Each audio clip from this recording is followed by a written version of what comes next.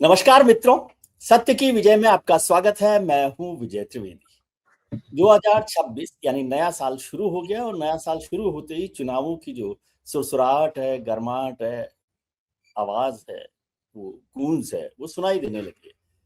5 राज्यों के बड़े राज्यों के 4 बड़े राज्यों के चुनाव होने वाले हैं। उसमें पश्चिम बंगाल भी है, असम भी है, तमिलनाडु है, केरला है और एक छोटा राज्य पुडुचेरी है। लेकिन आज हम इन राज्यों की चर्चा नहीं कर रहे। इन सबसे ऊपर जो एक बड़ा चुनाव हो रहा है, वो कहने के लिए तो म्युनिसिपल कॉर्पोरेशन का चुनाव है, लेकिन देश के सबसे बड़े चुनावों में से एक है और दुनिया के नहीं तो कम से कम एशिया के सबसे बड़े म्युनिसिपल कॉर्पोरेशन का चुनाव है, बीएमसी। बीएमसी का चुनाव इसलिए भी महत्वपूर्ण है क्योंकि उसका बजट है 75,000 करोड़ रुपए। 75,000 करोड़ रुपए, मुझे लगता है देश के बहुत सारे जो छोटे राज्य हैं, नॉर्थ ईस्ट के जो राज्य हैं, उनका बजट होता होगा।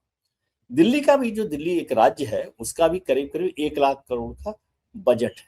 तो एक बीएमसी यानी म्युनिसिपल कॉर्पोरेशन मुंबई की और एक दिल्ली राज्य करीब करीब एक साथ खड़े हुए, इसलिए बहुत लंबे समय बाद चुनाव हो रहे हैं।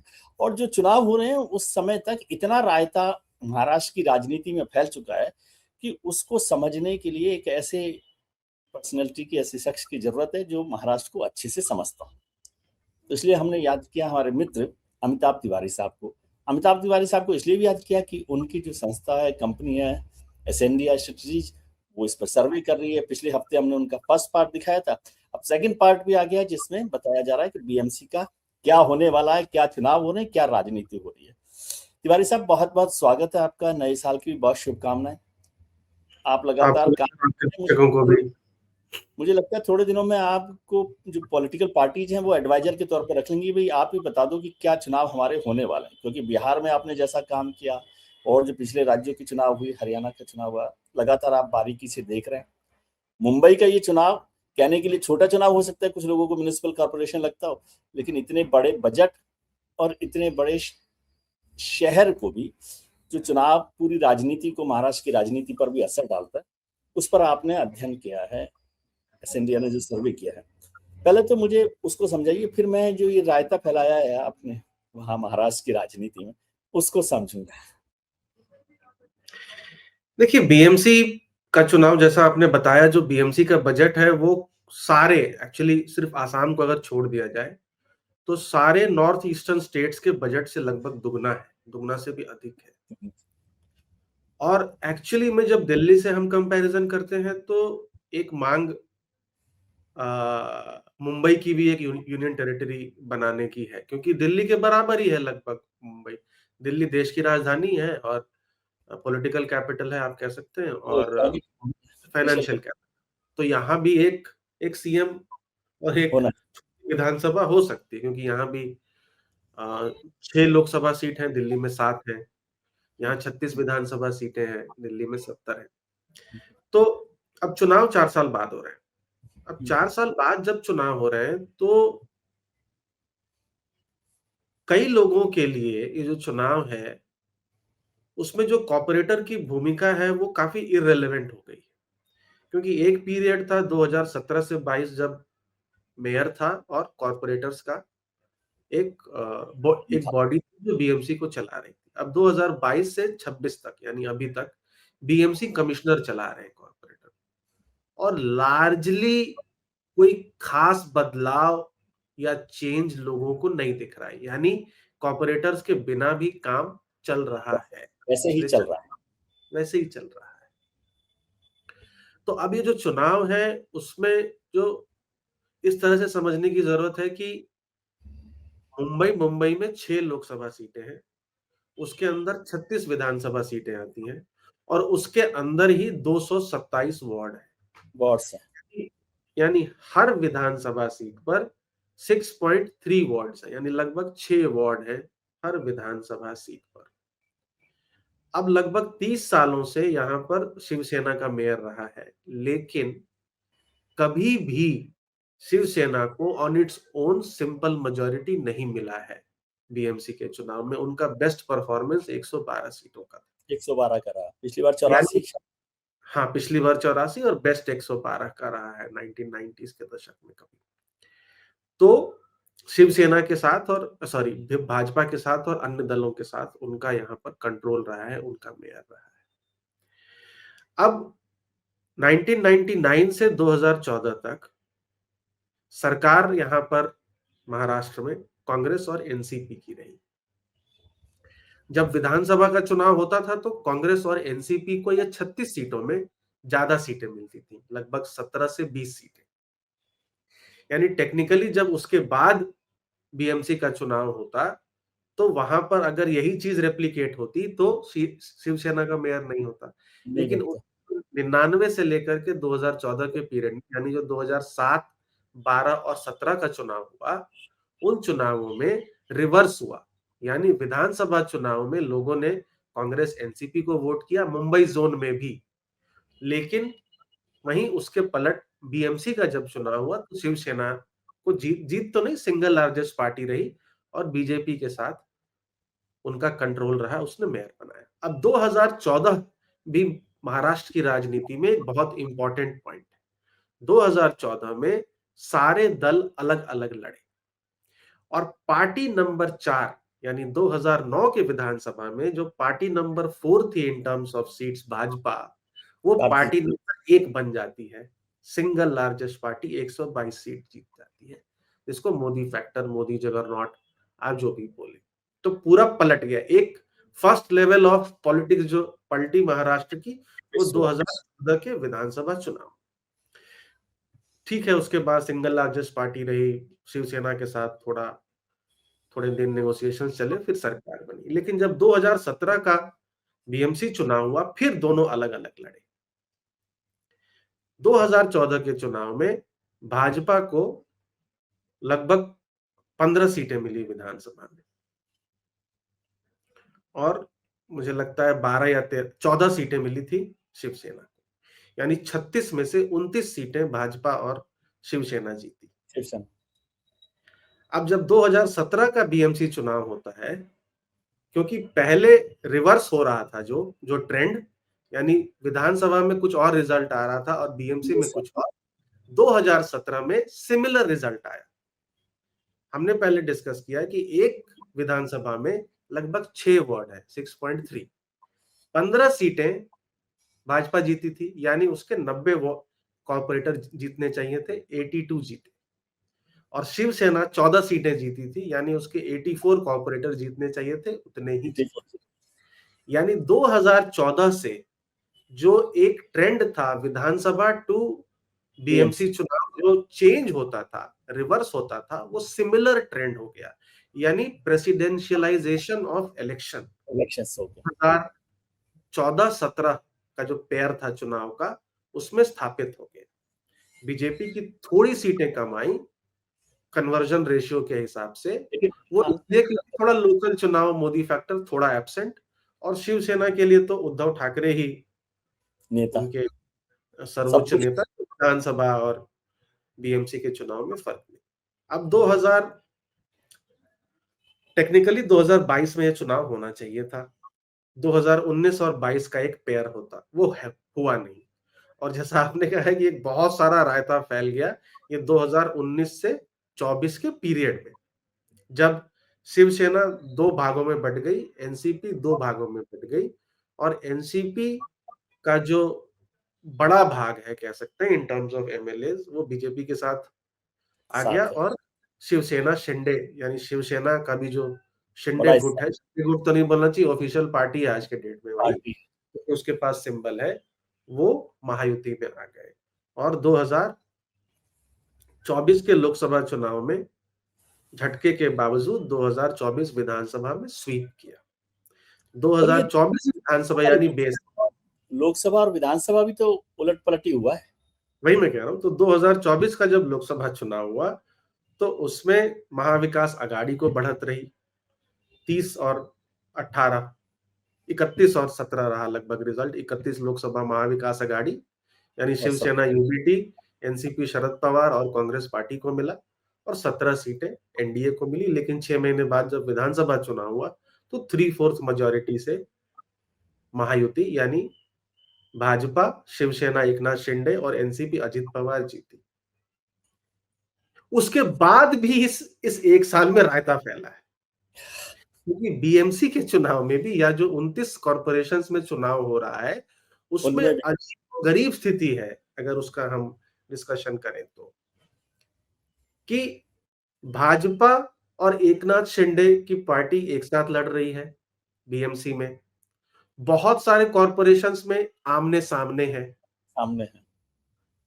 एनसीपी अजित पवार जो महायुति में है, और deputy chief ministership Ajit Pawar के पास है, वो सरकार में है, वो एनसीपी शरद पवार के साथ साथ पुणे और पिंपरी चिंचवाड़ म्युनिसिपल कॉर्पोरेशन में भाजपा के खिलाफ लड़ रहे हैं। एमवीए में टूट हो चुकी है। कांग्रेस अ, अलग होती है। कांग्रेस वीबीए के साथ, प्रकाश अंबेडकर की पार्टी के साथ बीएमसी में लड़ रही है। कहीं पर वो शिवसेना यूबीटी के साथ भी लड़ रही है। और बीएमसी में दोनों ठाकरे बंधु जो है, राज ठाकरे की पार्टी एमएनएस और शिवसेना की जो पार्टी है, ये दोनों इकट्ठा लड़ रहे हैं। हर एक तो एक अलग लेवल की, आप कह सकते हैं, खिचड़ी जो है वो राज इस ठाकरे साहब तो बीजेपी ने सपोर्ट किया था अभी विधानसभा चुनावों में। हाँ, तो राज ठाकरे का अगर आप ग्राफ देखेंगे तो 2007 में बीएमसी चुनावों में उनको 7 सीटें आई थी। आई थिंक उनका पहला चुनाव था जब पार्टी। 2012 में 28 आई थी। 2017 में गिर के 7 हो गई, उसमें से 6 चले गए शिवसेना में और 1 चला गया था शायद भाजपा में। तो राज ठाकरे की पार्टी का जो ग्राफ है वो लगातार निरंतर गिरता जा रहा है। 2014 में उन्होंने मोदी को सपोर्ट किया, 2019 में उन्होंने एक तरह से यूपीए अलग को है। सपोर्ट किया। यूपीए को सपोर्ट किया जब उन्होंने रैलीज होल्ड करी, बड़ी-बड़ी अच्छा क्राउड आता था उनकी रैलीज में। और 2024 विधानसभा में एटलीस्ट उन्होंने फिर से बीजेपी के साथ। ऑफिशियली तो नहीं, बट हाँ, अनऑफिशियली उनका हाँ। समर्थन रहा है, जिसकी वजह से भी उनका ग्राफ गिर रहा है, क्योंकि क्रेडिबिलिटी जो है वो एक अपॉर्चुनिस्ट लीडर की तरह उनको देखा जाता है। सर ये अब किसके साथ ये नहीं तो पता। ये तो महाराष्ट्र में अब राज ठाकरे के लिए केवल नहीं कहा जा सकता कि हाँ, अब तो ये दिख रहा है अब कि वो अजित पक्ष पवार है। हो, शिंदे साहब हो, सभी लोग अपने अपने अपॉर्चुनिटी के हिसाब से काम कर रहे हैं। अब इसमें पक्ष और मुझे एक, विपक्ष पता नहीं कौन है हाँ बीएमसी जी, में। और बीएमसी खासतौर कह रहा हूँ, से महाराष्ट्र में। बिल्कुल बिल्कुल समझ। एक चीज समझाइए कि राज ठाकरे साहब ने को तो छोड़िए, पहले उद्धव ठाकरे साहब, उन्होंने भी काफी समरसॉल्ट की है और ऊपर नीचे कुछ भी चलता रहा है, बीजेपी के साथ, बीजेपी से अलग, फिर कांग्रेस के साथ, यूपीए के साथ, महाविकास अघाड़ी के साथ, फिर अब राज ठाकरे के साथ। तो ये जो इतना बदलाव है, उलट पलट है, इसका क्या फायदा? क्योंकि राज ठाकरे जी की इमेज, एक तो पहले उद्धव ठाकरे की इमेज हिंदुत्व पार्टी वाली थी, वो उनके साथ चले गए सेकुलर पार्टी के साथ, तो उसका एक झटका लगा, नहीं लगा, जो भी हुआ। अब राज ठाकरे जी उनके साथ आ गए हैं, तो मराठी मानुस वाला ज्यादा और खासतौर से anti north Indian, anti south Indian माहौल बन गया। तो क्या इससे राज ठाकरे के साथ आने से उद्धव ठाकरे को फायदा होगा? और जो मुस्लिम वोटर उनके साथ पहले गया था, क्या वो आएगा? फिर नॉर्थ इंडियंस का जो मसला है वो कैसे हल होगा? पहले राज ठाकरे, उद्धव ठाकरे, राज ठाकरे पर बात करें। तो देखिए, क्योंकि 2014 का जो पॉइंट था वो उद्धव ठाकरे के लिए या शिवसेना के लिए बहुत, एक तरह से आप कह सकते हैं, वहीं से उनका डोमिनेंस जो है, जो इस अलायंस में वो पहले एल्डर ब्रदर थे, फिर जूनियर ब्रदर हो गए, क्योंकि बीजेपी सिंगल लार्जेस्ट पार्टी हो गई, दुगने से ज्यादा सीटें आ गई। छोटे भाई आ गए। ये जो रिलेशनशिप में, जो डायनामिक्स में जो चेंज हुआ, ये कहीं ना कहीं उद्धव ठाकरे को डाइजेस्ट नहीं हुआ। अभी एक रिलेशनशिप है इतने सालों से, आप 30 साल से चल रहा था मिशन। आप एल्डर ब्रदर हैं, आप shots, you are calling the shots, और आप एक जूनियर पार्टनर, और वो भी मतलब नॉट बराबर, मतलब आंकड़ा भी देखें, मुझे जहां तक याद है 55 सीटें मिली थी और 122 सीटें मिली थी भाजपा को। भाजपा। तो रिलेशनशिप में जो डायनामिक्स चेंज हुआ, उसको शिवसेना डाइजेस्ट नहीं कर पाई, और हमेशा उसको रहा कि अपना पुराना रुतबा कैसे वापस लाया जाए। तो जब 2019 का भी जब रिजल्ट आया, जो दोनों अलायंसेस एक साथ लड़ी, उसके बाद रोटेशनल चीफ मिनिस्टरशिप को लेकर के वो अलग हुए, और एक तरफ से आप कह सकते हैं एक पॉइंट प्रूव करने की कोशिश करी कि शिवसेना बड़ी पार्टी। बीजेपी के अब हाँ, बड़ी पार्टी है और बीजेपी के अलावा भी वो सत्ता जो है वो पा सकती है। तो वहीं पर एक अननेचुरल एक अलायंस का फॉर्मेशन हुआ, शिवसेना, एनसीपी और कांग्रेस पार्टी। अब ओवर द इयर्स ये जो 5 साल हैं, 2019 से 2024 का जो पीरियड है, इसमें एक तो 2022 में टूट हुई, पार्टी में टूट हो गई। तो एक तबका जो मराठी मानुस का है, उसमें कुछ लोग हैं जो ये सोचते हैं कि उद्धव ठाकरे ने जो कांग्रेस के साथ अलायंस किया, वो बाला साहब ठाकरे के पीरियड में हो ही नहीं सकता था। तो इन्होंने अपनी आइडियोलॉजी के साथ कॉम्प्रोमाइज किया। तो एक झटका आफ्टर वो। हाँ, एक झटका वो उनको मिला। वो झटका कॉम्पनसेट कहीं ना कहीं हो गया। एटलीस्ट 2024 लोकसभा में कांग्रेस और एनसीपी का जो मुस्लिम वोट था, वो इस अलायंस में ऑलमोस्ट सीमलेसली ट्रांसफर कर दिया उसने वोट महाविकास आघाड़ी, जहां जहां भी शिवसेना यूबीटी खड़ी थी 2024 के लोकसभा चुनाव में। तो एक वोट कम हुआ मराठी मानुस का और दूसरा वोट उसमें ऐड हो गया मुस्लिम। अब 2024 में फिर से हाशिए पर जब आ गई शिवसेना यूबीटी, तो यहां पर भी वही इशू हुआ कि इस अलायंस में भी जो डोमिनेंस ढूंढ रहे थे उद्धव ठाकरे, क्योंकि वो चीफ मिनिस्टर थे, लेकिन उनको चीफ मिनिस्टीरियल कैंडिडेट नहीं बनाया गया। तो 5 साल के बाद बैक टू स्क्वायर वन, आप इस अलायंस में भी डोमिनेंट पार्टनर नहीं रहे, डोमिनेंट पार्टनर नहीं रहे। और आपका जो वोट स्ट्रक्चर जो चेंज हुआ, जो सपोर्ट बेस, वो भी वो बदल गया। डिपेंडेंट हो गया कांग्रेस और एनसीपी पे। क्योंकि शिवसेना 20 सीटें जीती विधानसभा में, उसमें से 10 वो बॉम्बे में जीती, बॉम्बे जोन जो बीएमसी बीएमसी है। उसका 12% वोट शेयर है पूरे राज्य में। बीएमसी में, सॉरी बीएमसी यानी मुंबई में, मुंबई जोन में 24% था। और पूरे महाराष्ट्र में मुस्लिम आबादी सबसे ज्यादा मुंबई में ही है, अदरवाइज कोई खास आबादी नहीं है। एमएलए भी वहीं से ज्यादातर मुस्लिम एमएलए। 10 के 10 एमएलए जो है लार्जली मुंबई से इलेक्ट होते हैं। तो अब एक तो डोमिनेटिंग पार्टनर नहीं रहे और वोट स्ट्रक्चर या सपोर्ट बेस चेंज हुआ और डिपेंडेंस हो गई कांग्रेस और एनसीपी पे, जो कि फ्यूचर में ये सपोर्ट बेस आपको सपोर्ट करेगा कि नहीं इसकी गारंटी नहीं। क्योंकि आज भारत में सिर्फ एक ही पार्टी है जो बीजेपी के साथ अलायंस नहीं कर सकती, वो है कांग्रेस। और सारी पार्टियां, जितनी भी पार्टियां हैं आज, या तो बीजेपी के साथ अलायंस कर चुकी हैं, including Mamata, including DMK, including JMM, BJP, जितनी आप कह ले। और जो एक दो पार्टीज बची हैं जिनका अलायंस नहीं है, समाजवादी पार्टी और आरजेडी, मुझे लगता है लार्जली समाजवादी पार्टी शुरुआत में बीजेपी के साथ सरकार बनाई थी। उनका भी 1990-91 में जो उनकी सरकारें बनी जनता दल की, उस समय पर वहां पर भी एक बीजेपी का टैसिट सपोर्ट था, क्योंकि जनता दल के साथ बीजेपी उस वक्त थी। तो ये मुस्लिम वोट कोई गारंटी नहीं है कि आपके साथ रहेगा, आपके साथ है ना उद्धव के साथ। और तीसरी बात ये कि जो शिवसेना, जो रियल शिवसेना है, उसका राउंड 1 तो उद्धव ठाकरे जीते, क्योंकि विकास आघाड़ी जीती, लेकिन कांग्रेस और एनसीपी के सपोर्ट के साथ, मराठी मानुस के सपोर्ट के साथ नेसेसरीली नहीं। और जो 2024 का विधानसभा चुनाव हुआ, उसमें राउंड 2 में एकनाथ शिंदे जीते। लेकिन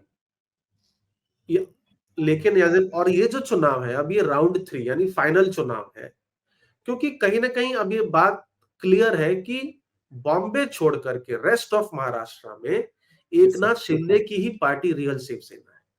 क्योंकि 2024 के विधानसभा चुनाव में मुंबई में 11 सीटों पर दोनों शिवसेना भिड़ी एक दूसरे के साथ, उसमें 6 पे यूबीटी जीती और 5 पर एकनाथ शिंदे।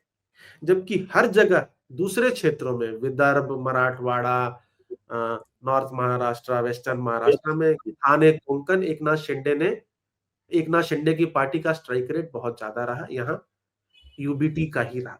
तो आप कह सकते हैं कि पूरे महाराष्ट्र में जो आइलैंड है मुंबई, वही एक रे ऑफ होप अभी बचा है शिवसेना यूबीटी की पॉलिटिक्स के लिए।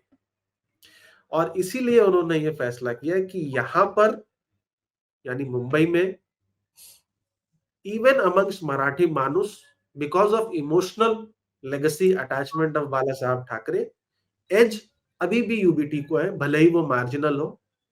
दूसरा, मुस्लिम समाज 2 बार यानी 2024 लोकसभा विधानसभा में शिवसेना यूबीटी को वोट कर चुकी है, यानी एक एक हैबिट हो चुकी है वोट करने की। और क्योंकि शिवसेना यूबीटी ही बेस्ट पोजीशनड है बीजेपी को हराने के लिए मुंबई में, मुंबई हो में सकता है ये जो वोटर वापस ना जाए कांग्रेस के पास या अन्य दलों के पास और टैक्टिकल वोटिंग करे। तो मुंबई की जो डेमोग्राफी है वो 40-20-40 है। 40 लगभग रफली 40 मराठी मानुस, 20% मुस्लिम, 40% गैर मराठी यानी गुजराती, मारवाड़ी, उत्तर भारतीय, दक्षिण भारतीय इत्यादि। तो शिवसेना यूबीटी की जो स्ट्रेटेजी या उनका जो प्लान ऑफ एक्शन रहा है कि ये 60% का वोट मेजॉरिटी अगर हमको मिलता है, यानी 2/3 भी मिल जाता है, मतलब तो 40%। 40% वोट शेयर हो जाता है, जो कि एक बीएमसी इलेक्शन में, क्योंकि हाइपर लोकल इलेक्शन होता है, उसमें जीतने के लिए ठीक ठाक है। पहली बात।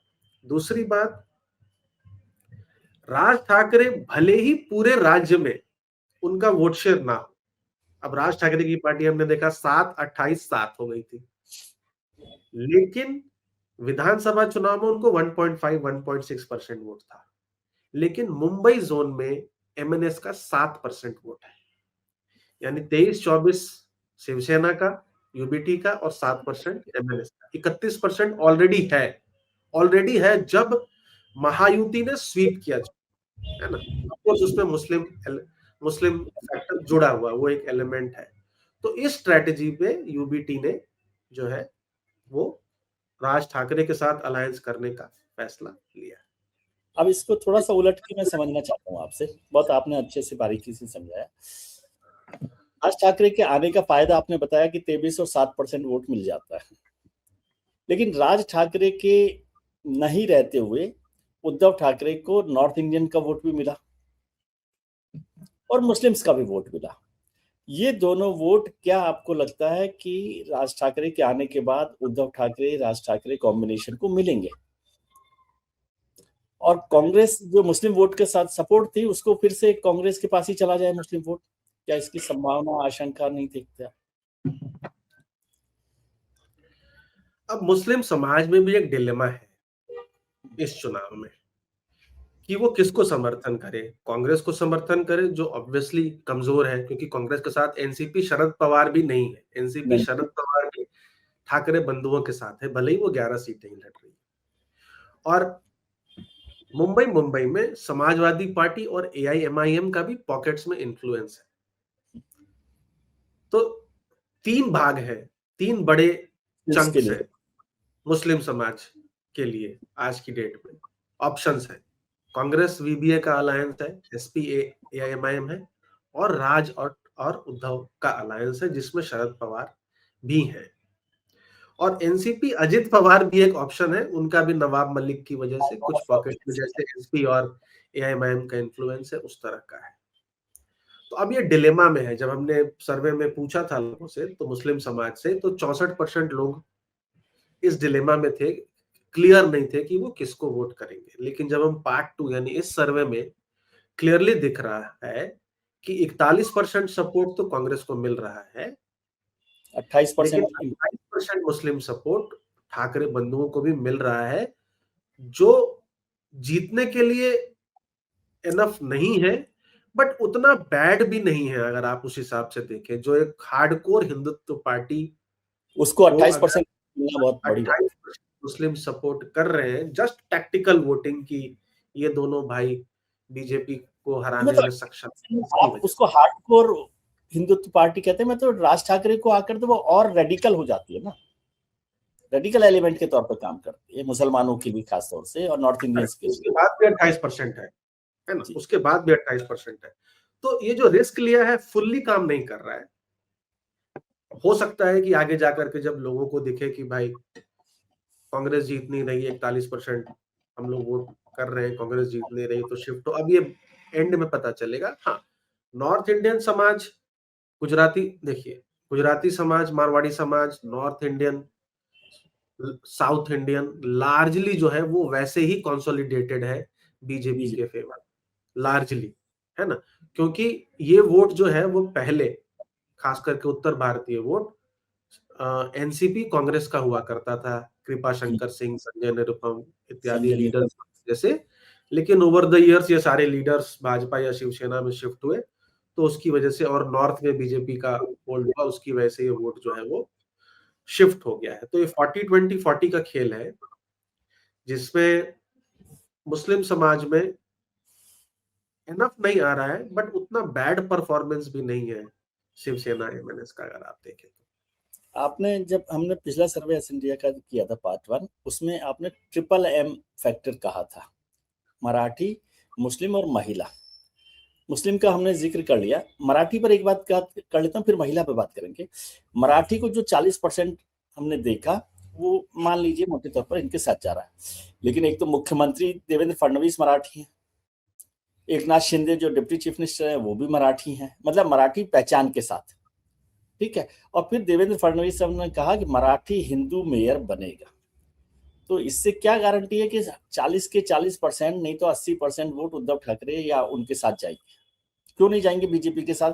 और एक चीज मैं देख रहा था कि जो मुझे बताया गया कि बीजेपी के भी जो कैंडिडेट्स है मोरलेस, उसमें भी काफी हद तक मराठी लोग हैं। जी, तो वैसा ही हो रहा है। तो जो स्ट्रेटेजी थी कि भाई 40+20, जिसको मामू शॉर्ट फॉर्म में बोलते हैं, मुस्लिम और मराठी समाज, ये कंसोलिडेट करे राज ठाकरे और उद्धव ठाकरे के अलायंस के साथ। बट मुस्लिम समाज में हमने देख लिया कि सेकंड नंबर नहीं, की पार्टी, सेकंड नंबर की पार्टी। मराठी समाज में भी जब लोगों से हमने पूछा कि रियल शिवसेना कौन है, तो मेजॉरिटी लोग अभी भी कहते हैं, बॉम्बे में यानी मुंबई में 52% लोग कह रहे हैं कि भाई शिवसेना यूबीटी ही रियल शिवसेना है, Uddhav because of the. Thackeray भी बोलते हैं। लेकिन ये वोट में ट्रांसलेट नहीं हो रहा है। वोट में दोनों को बराबर वोट मिल रहा है लगभग, एक सिर्फ बीजेपी को मार्जिनल 2% की एज यूबीटी को है। 44% मराठी मानुष यूबीटी और एमएनएस की अलायंस को वोट कर रहा है, वोट करने की इच्छा जाहिर कर, और 42% बीजेपी। बीजेपी और एकनाथ शिंदे की पार्टी को। क्यों? जो कारण आपने बताया कि देवेंद्र फडणवीस अर्बन पॉकेट्स में काफी पॉपुलर है, मराठी समाज में भी, पूरे महाराष्ट्र में पॉपुलर है। एकनाथ शिंदे भी, जो लोग डायनास्टी पॉलिटिक्स को नहीं लाइक करते हैं, उनमें काफी पॉपुलर है, क्योंकि वो एक आम आदमी के सीएम के रूप में जब उनका कार्यकाल था, उनका एक एक परसेप्शन था, एक विजिबिलिटी वैसी थी। तीसरी बात जो आपने बताई कि लगभग 90 कैंडिडेट्स तो भाजपा ने मराठी समाज के ही दिए। उतारा। तो मराठी समाज में लगभग आधा आधा वोट दोनों घटकों में बट रहा है। और एक और कारण है कि कुछ लोगों को लगता है कि उद्धव ठाकरे ने कॉम्प्रोमाइज किया आइडियोलॉजी के साथ, जब वो कांग्रेस के साथ उन्होंने अलायंस कर दिया just for the sake of power. तो उन्होंने गद्दारी उस वक्त नहीं करी, मतलब एज इन उनकी तरफ से पहले जो जो ट्रस्ट बॉन्ड था, जो एग्रीमेंट था, उसको ब्रेक किया गया। ट्रस्ट है। तो एक फैक्टर अब बच गया, एम और महिला। महिलाओं को आपने ज्यादातर साथ दिखाया एस इंडिया पर, आप मुझे करेक्ट कर सकते हैं कि वो बीजेपी के साथ दिखाई देती हैं। उसमें ये जो लाडकी बहन योजना है उसका भी शायद असर होगा सरकार में, और बीजेपी का देवेंद्र फडणवीस, नरेंद्र मोदी, सब फैक्टर मिला के। तो मराठी महिलाओं को जब आपने जोड़ा, तो महिलाओं को मराठी महिला में नहीं कैटेगराइज करते हम? उसमें भी यही कैटेगरीज आएंगी, लेकिन जो उनके इश्यूज हैं, जो उनके मुद्दे हैं, जो उनका वोटिंग पैटर्न है, वो उनकी महिला आइडेंटिटी से ड्राइव हो रहा है ज्यादा, ऐसा प्रतीत होता है, रादर देन, क्योंकि महिला में भी मुस्लिम, मराठी मानुस और गैर मराठी है, जैसा आप कह रहे हैं। हाँ, इसीलिए मैं कहा ना। हाँ, नहीं, जैसे आपने बिहार में कहा था कि भाई बिहार में महिलाएं नीतीश कुमार जी के साथ थी, फैक्टर तो सबके साथ, मतलब महिला वोट दे रही होंगी, लेकिन मोटे तौर पर वो नीतीश कुमार बीजेपी के साथ रही। तो इस बार जो लेकिन यहाँ पर एक कैरेक्टर जो है, पर्सनैलिटी है या पहचान है, आइडेंटिटी है, वो मराठी भी है।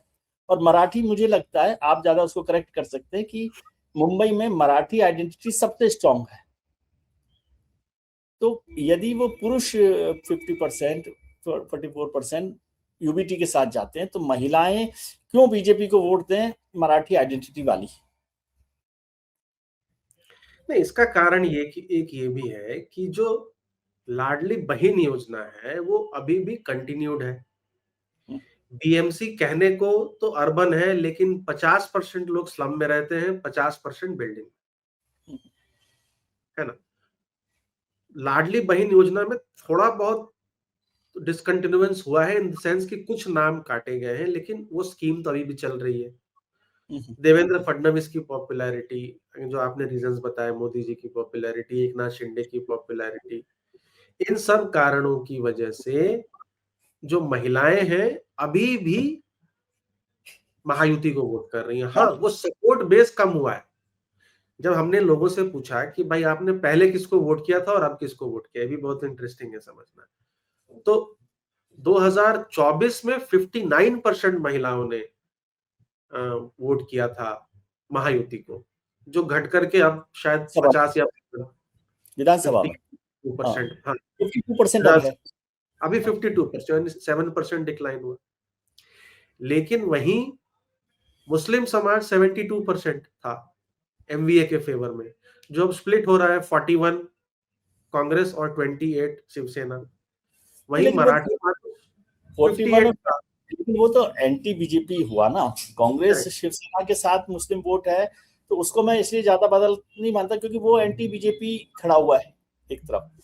लेकिन महिलाओं के हिसाब से क्या इसको मैं सीधे शब्दों में पूछूं कि बीएमसी जो है परिवार तोड़ रही है पॉलिटिकली? कि परिवार तोड़ रही है, मतलब एक परिवार के हस्बैंड वाइफ दो अलग अलग कैरेक्टर हैं। नहीं, मैं परिवार समझना, टूट रहे हैं इन द परिवार सेंस तो नहीं रहे, कि लेकिन मैं ये कह रहा हूँ एक परिवार में पति पत्नी जो है वो अलग अलग वोट देंगे, ऐसी संभावना आपको दिखती है? हाँ हाँ, ये तो हो ही रहा है ना। बिहार में भी हमने देखा है, बिहार में भी अगर प्रचंड जीत है 206 सीटों की, 202 सीटों की, तो उसमें मुस्लिम और यादव महिलाओं ने भी बढ़ चढ़कर एनडीए को वोट किया है, again largely because of the scheme. नहीं, वो तो हमने चर्चा ही की। मैं इसलिए समझना चाहता हूँ क्योंकि मुंबई में जो मराठी सब नेशनलिज्म है, मराठी आइडेंटिटी जो है ना, वो बहुत स्ट्रांग है, ऐसा मुझे लगता है। तो स्ट्रांग है, उसमें लेकिन तो डेमोग्राफिक चेंज हुआ है ओवर द ईयर्स। पहले 1951 के सेंसस में लगभग 45% मराठी स्पीकिंग पॉपुलेशन थी, जो अभी गिर करके 2011 के सेंसस में 35% हो गई मराठी स्पीकिंग। ठीक है, तो एक तो डोमिनेंस भी कम हुई है, और दूसरा कहीं ना कहीं जो जेंडर आइडेंटिटी है वो ज्यादा हावी दिख रही है महिलाओं में बीएमसी चुनाव को लेकर के, ठीक इसीलिए है, वो सपोर्ट बेस लार्जली कंटिन्यूड है। नहीं हो रहा है। एक चीज, अब ये सारा जो हो गया, जितना रायता फैल गया है, तो क्या इसमें आपको लगता है कि मुंबई में एक ट्रिपल इंजन की सरकार बनने की संभावना दिख रही है? और दूसरा, क्या ये जो एंटी बीजेपी या एंटी एनडीए ग्रुप है, जो आज अलग अलग है, कांग्रेस अलग से लड़ रही है और लोग अलग अलग, ये सब मिलकर भी एक साथ खड़े हो सकते हैं चुनाव नतीजों के बाद? हाँ, तो जिस तरह का वोटिंग पैटर्न दिख रहा है उसमें एनडीए को बढ़त दिख रही है, क्योंकि अगर आप देखें मराठी मान उसमें सिर्फ 2% से पीछे है, तो मान लीजिए 2% इंटू 40%, तो 1% वोट शेयर से पीछे वहां है। लेकिन नॉर्थ इंडियन गैर मराठी समाज में अच्छी खासी लीड है, और महिलाओं में भी अच्छी खासी लीड है। तो ओवरऑल वोट शेयर लीड है, जो कि ट्रांसलेट करेगी सीटों में भी, अगर यही पैटर्न होल्ड करता है तो। अनलेस की बीजेपी का मेयर मिलने वाला है बीएमसी को? हाँ, अनलेस की अभी जो कैंपेन शुरू हो रहा है उसमें जो ये मराठी आइडेंटिटी की आप जो बात कर रहे हैं, तो मराठी समाज को कंसोलिडेट कर ले उद्धव और राज ठाकरे का अलायंस, और मुस्लिम समाज का भी चंक ले ले, जो हमने पहले 2/3 70-75% बोला, अगर 14-15 दिनों में हो जाता है तो अलग बात है। दूसरी बात है कि ये जो चुनाव है, ये महाराष्ट्र की आगे की पॉलिटिक्स को भी डिटरमिन करता है। कैसे? क्योंकि अभी ही दिख रहा है एनसीपी अजित पवार को और शिवसेना एकनाथ शिंदे को कि जब भाजपा को 134 सीट्स आ गई 2024 के विधानसभा चुनाव में, which is just 11 less than majority. Actually वो चाहती तो सिर्फ इंडिपेंडेंस के साथ भी सरकार बना सकती है आज भी। तो भाजपा मोस्टली सोलो जाएगी 2029 में, मोस्टली। अभी भी अगर आप अजित पवार के बयान देखें और तो तो बीजेपी लग रहा है। और अजित पवार में झड़प और शुरू हो चुकी शरद पवार के साथ भी वो गए हैं। है। हाँ, तो अब शिवसेना एकनाथ शिंदे और एनसीपी भी इस बात को समझते हुए पॉलिटिक्स बियॉन्ड महायुति की तैयारी अभी से कर रहे हैं कि जब भाजपा अगर अकेले लड़ती है 2029 का चुनाव, तो वो रेडी रहे इस चीज के लिए कि एनसीपी अजित पवार शरद पवार मिलके लड़े या शिवसेना अलग लड़े या अलग लड़े। शिवसेना यूपीटी कांग्रेस का अलायंस हो जाए या उसमें एनसीपी भी जुड़ जाए। बिकॉज महाराष्ट्र की पॉलिटिक्स में सिर्फ कांग्रेस और बीजेपी नहीं जुड़ सकते, बाकी सारे दल मिलकर का चल सकते। रिकन्फिगरेशन रीअलाइनमेंट हो सकता है।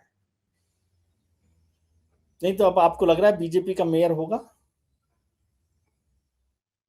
अभी के ट्रेंड्स के हिसाब से तो बीजेपी और शिवसेना एकनाथ शिंदे की जो अलायंस है वो आगे दिख रही है अभी।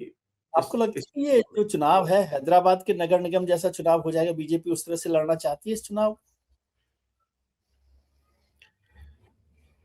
देखिए, हैदराबाद में फिर भी बीजेपी सरकार में थी नहीं और आज भी पार्टी जो है वो नंबर 3 पार्टी है। लड़ाई हाँ, जो लड़ी। जिस तरह से लड़ाई लड़ी है, तो जिस तरह से लड़ाई लड़ी है उसमें क्लियर है कि भाई बीजेपी जो 4 नंबर की पार्टी थी 2009 में, वो 1 नंबर की पार्टी 2014 में हो जाती है विधानसभा में। और ये जो बीएमसी का जो एक प्रेस्टिजियस इलेक्शन है, इसमें भी जो 30 सालों से वो सपोर्ट कर रही है शिवसेना को, यानी अनडिवाइडेड सेना के मेयर को, वो अब इस पे भी कंट्रोल जो है वो एक अपना बनाना चाहती है और इसी इसी हिसाब से वो चुनाव में लड़े। सिर्फ एक रिस्क है बीजेपी या शिवसेना एकनाथ शिंदे के अलायंस में को ना आने में या चुनाव न जीतने में, वो है टर्न आउट। हम्म। क्योंकि यहाँ की पॉलिटिक्स एक बिल्डिंग और चाली की भी पॉलिटिक्स है। 50% बिल्डिंग, 50-50% है। हाँ। अब बिल्डिंग का टर्नआउट कम होता है, चालियों में टर्नआउट ज्यादा होता है। वो बीजेपी का वोटर है, शहर वाला, हाँ, बिल्डिंग अब वाला। बिल्डिंग जो वोटर है, अगर बिल्डिंग्स का टर्नआउट लेकर वो सिग्निफिकेंट कम हो जाता है, दो चीजों की वजह से। एक तो आपने कॉर्पोरेटर को इरेलेवेंट बना दिया है, तो इंटरेस्ट इस इलेक्शन में है नहीं। कम है। तो बिल्डिंग्स में लोग रहते हैं वो लार्जली, और हमारे सर्वे में भी दिख रहा है कि 50-60% लोग तो कॉर्पोरेटर्स को कभी अप्रोच ही नाम ही। नहीं किसी हाँ। काम के, है ना। तो वो एमपी या एमएलए को पकड़ते हैं किसी भी काम के लिए, भले ही वो कॉर्पोरेटर के डोमेन में फॉल करता हो। तो एक तो डिसइंटरेस्ट है इलेक्शन में, दूसरा है कि इरेलेवेंट हो गया है कॉर्पोरेटर का जो एक पद ही है। तो और तीसरा है कि बीजेपी ऐसा श्योर शॉट लग रहा है कि जीतेगी जीतेगी, एज तो पर इसलिए भी वो थोड़ा सा कम एक। हो जाता हाँ, तो उसकी वजह से भी जो एक एमपी में जो हो गया 2018 में, तो ये 2-3 फैक्टर्स की वजह से अगर टर्नआउट ड्रास्टिकली रिड्यूस हो जाता है तो है। ये तब एक मुश्किल। रिस्क है। अदरवाइज कोई ऐसा बड़ा रिस्क नहीं दिख रहा है अभी के हिसाब से। चलिए सर, बहुत बहुत धन्यवाद। आपने बहुत अच्छे से समझाया, इतना बारीक समझाया, और जितना रायता फैला हुआ है उसमें तो ये बहुत ही कॉम्प्लिकेटेड काम है। अब देखते हैं चुनाव होते हैं फिर क्या नतीजे आते हैं, उस पर चर्चा करेंगे आपके साथ। बहुत अच्छा लगता है आपके साथ चर्चा करना, और थोड़े से समझ में भी आती बारीक चीजें। बहुत शुक्रिया। आगे ठीक की है जो सर, विधानसभा चुनाव हो रहे हैं उस पर भी आपसे चर्चा करेंगे। बहुत शुभकामनाएं नए साल की। Thank you very thank you. Much.